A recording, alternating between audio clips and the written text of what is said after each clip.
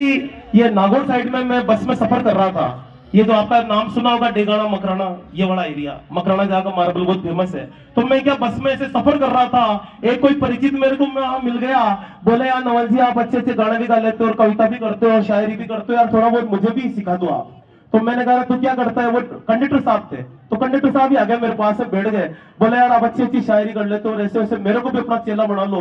और मैंने कहा, बोले आप कैसे लिखते हो? और मैं कहा मैं तो ऐसे खुले आकाश में बैठ जाता हूँ और फिर कलम उठाता हूँ फिर लिखता हूँ। बोले मैं भी ऐसे करूंगी। बोले ऐसे ही करना। आप कंडक्टर साहब भाई साहब गए, रात को छत पर बैठे। अब 1 घंटे से पता नहीं उन्होंने क्या शायरी बनाई, सुनना आप, उसका मजा लेना।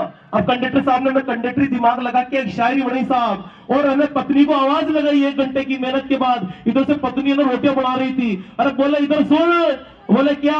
अरे मैं तेरे लिए शायरी सुनाना चाहता हूँ। अरे बोले तुम्हारी शायरी हो रही, देखो मेरी रोटियां जल रही है। अरे तुझे रोटी की पड़ी है, मैंने तेरे लिए शायरी लिखी, अब सुनना। उन्होंने कंडक्टर साहब ने क्या शायरी दिमाग लगाया और अपनी पत्नी को एक शायरी सुनाई कि हमने तुमको दिल दे दिया नजराना समझकर। मजा लेना पूरा, कि हमने हमने तुमको दिल दे दिया, अरे नजराना समझकर। अरे हमने तुमको दिल दे दिया नजराना समझकर। अरे पत्नी बोल रही इससे आगे भी तो बढ़। अब बढ़े कैसे? शायरी इतनी बड़ी, पर फिर उसने कंडक्टरी दिमाग घुसेड़ा और फिर कैसे शायरी बनी, सुनना कि हमने तुमको दिल दे दिया नजराना समझकर और तुम डेगाना उतर गए मकराना समझकर।